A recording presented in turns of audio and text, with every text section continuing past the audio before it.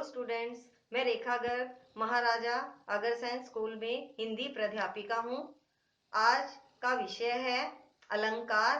आज मैं आपको अलंकार के विषय में बताऊंगी। इस वीडियो के बाद गृह कार्य भी दिया जाएगा। वह गृह कार्य स्कूल खुलने के बाद चेक होगा। आज की हमारी इस वीडियो का विषय है अलंकार। हम पढ़ेंगे कि अलंकार का अर्थ क्या है, अलंकार की परिभाषा क्या है, यह कितने प्रकार का होता है। अलंकार काव्य की सुंदरता बढ़ाने वाले तत्वों को अलंकार कहते हैं। आचार्य वामन के अनुसार जो वस्तु को अलंकृत करे वह अलंकार कहलाता है। अलंकार के 3 भेद हैं, शब्दालंकार, अर्थालंकार, उभयालंकार। शब्दालंकार जहाँ शब्दों के कारण काव्य में चमत्कार उत्पन्न हो वहाँ शब्दालंकार होता है। अर्थालंकार जहाँ अर्थों के कारण काव्य में चमत्कार उत्पन्न हो वहाँ अर्थालंकार होता है। उभयालंकार जहाँ शब्दों और अर्थों दोनों के कारण काव्य में चमत्कार उत्पन्न हो वहाँ उभयालंकार होता है। शब्दालंकार इसके प्रमुख 3 भेद हैं, अनुप्रास अलंकार, यमक अलंकार, श्लेष अलंकार। अनुप्रास अलंकार जहाँ व्यंजनों की बार बार आवृत्ति के कारण काव्य में चमत्कार उत्पन्न हो वहाँ अनुप्रास अलंकार होता है। हमारे जो व्यंजन हैं वो कैसे लेकर है तक हैं।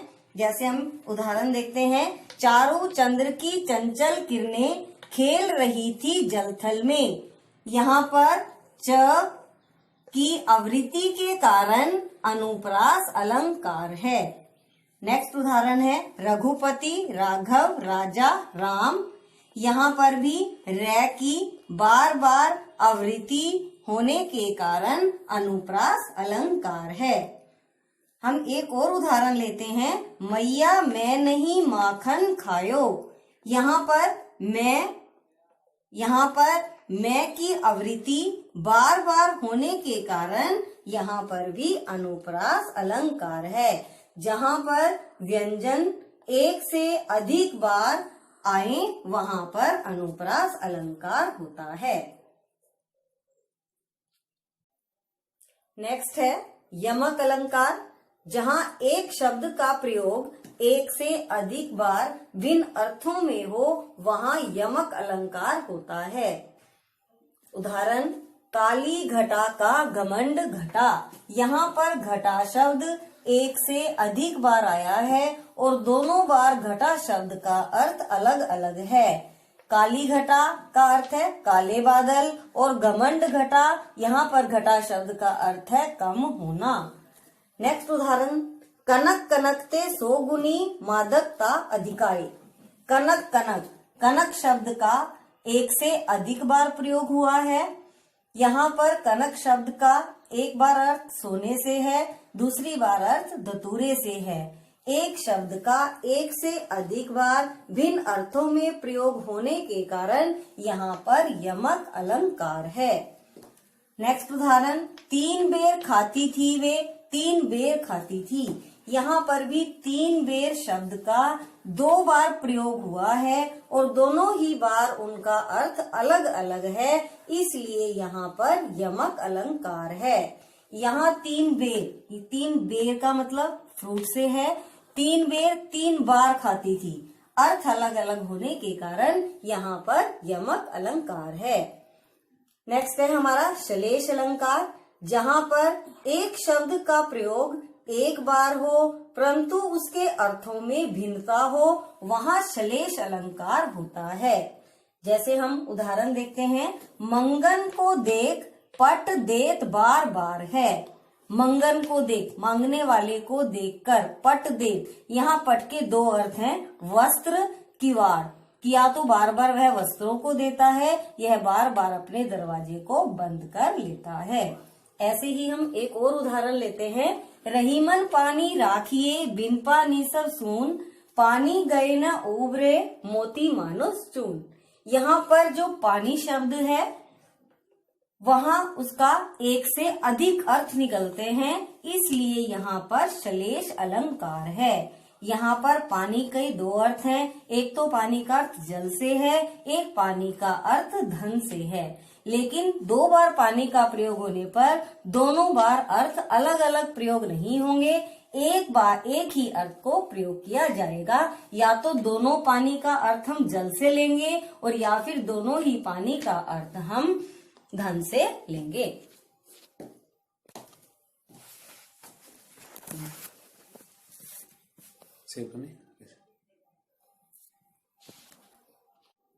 नेक्स्ट है उपमा अलंकार। उपमा अलंकार, जहाँ उपमेय की तुलना उपमान से की जाए वहाँ उपमा अलंकार होता है। उपमा और उपमेय में अंतर। उपमेय जिसकी तुलना की जाए उसे उपमेय कहा जाता है और जिससे तुलना की जाए उसे उपमान कहा जाता है। जैसे चंद्रमुख, यहाँ पर किसकी तुलना की जा रही है? मुख की तुलना की जा रही है, तो मुख क्या कहलाएगा? उपमेय। और मुख की तुलना किससे की जा रही है? चंद्र से की जा रही है, इसलिए चंद्र क्या कहलाएगा? उपमान। हम एक उदाहरण लेते हैं। हाय फूल सी कोमल बच्ची, हुई राख की थी ढेरी। फूल सी, फूल के समान, कौन? बच्ची। यहाँ बच्ची क्या है? उपमेय है और फूल जैसी, फूल क्या है? उपमान है, इसलिए यहाँ पर उपमा अलंकार है। उपमा अलंकार की पहचान ये है, जहाँ पर सा सी सम आए वहाँ पर उपमा अलंकार होता है। अन्य उदाहरण लेते हैं। उसका हृदय नवनीत सा कोमल है। यहाँ पर सा सी सम आया है, इसलिए यहाँ पर उपमा अलंकार है। अन्य उदाहरण, मखमल के झूल पड़े, हाथी सा टिला। हाथी सा, यहाँ पर भी योजक चिन्ह है और सा का प्रयोग है, इसलिए यहाँ पर उपमा अलंकार है। नेक्स्ट है रूपक अलंकार। जहाँ उपमेय और उपमान में अभेद पाया जाए वहाँ रूपक अलंकार होता है।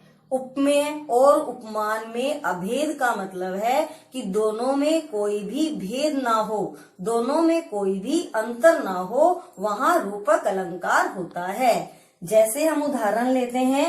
मैया मैं तो चंद खिलौना ले हो। चंद खिलौना, वो चंद्रमा रूपी खिलौना मांग रहा है, उसके लिए चंद्रमा और खिलौने में कोई भेद नहीं है, इसलिए यहाँ पर रूपक अलंकार है। नेक्स्ट उदाहरण है। आए महंत बसंत, महंत रूपी बसंत, इसलिए यहाँ पर भी रूपक अलंकार है। एक और उदाहरण लेते हैं हम। चरण कमल बंदो हरि राई। चरण कमल, चरण रूपी कमल, यहाँ पर चरण और कमल में अभेद है। नेक्स्ट है उत्प्रेक्षा अलंकार।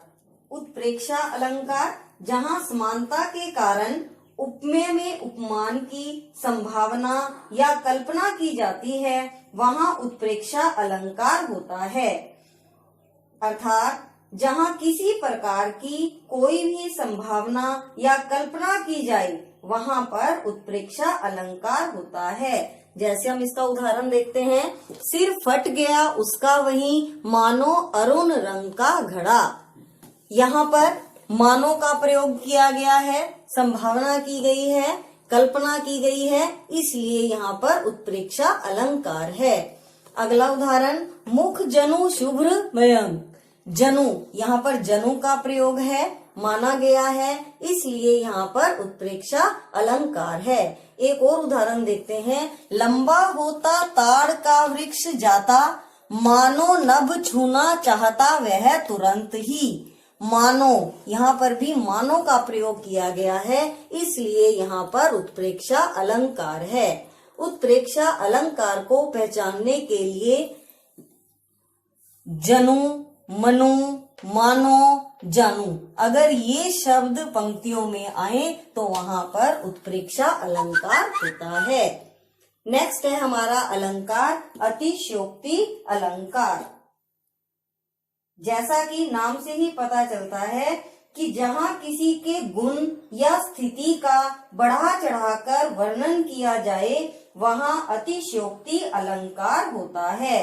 जैसे हम एक उदाहरण लेते हैं, हनुमान की पूंछ में लग न पाई आग, लंका सिगरी जल गई, गए निशाचर भाग।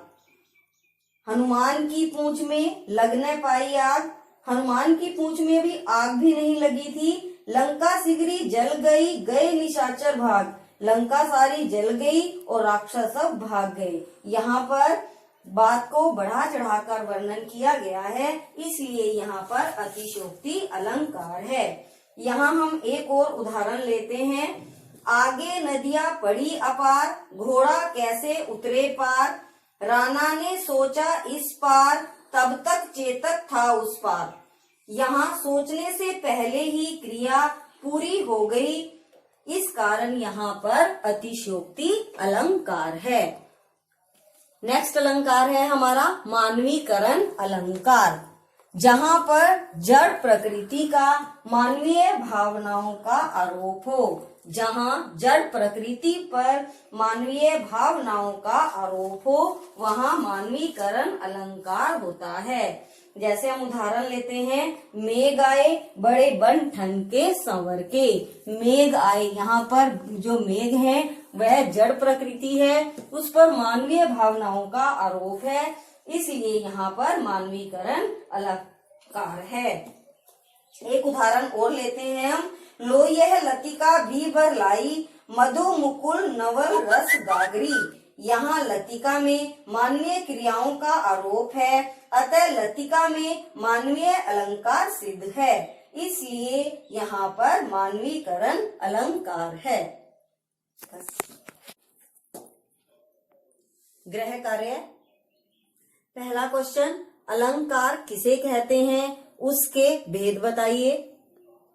नेक्स्ट क्वेश्चन है, शब्दालंकार और अर्थालंकार का अंतर स्पष्ट कीजिए। इसमें आपने शब्दालंकार की परिभाषा देनी है, उसका उदाहरण लिखना है, अर्थालंकार की भी परिभाषा देकर उसका उदाहरण लिखना है। नेक्स्ट है, उपमा और रूपक अलंकार का अंतर उदाहरण सहित स्पष्ट कीजिए। नेक्स्ट है, यमक और श्लेष में क्या अंतर है, सो उदाहरण स्पष्ट कीजिए।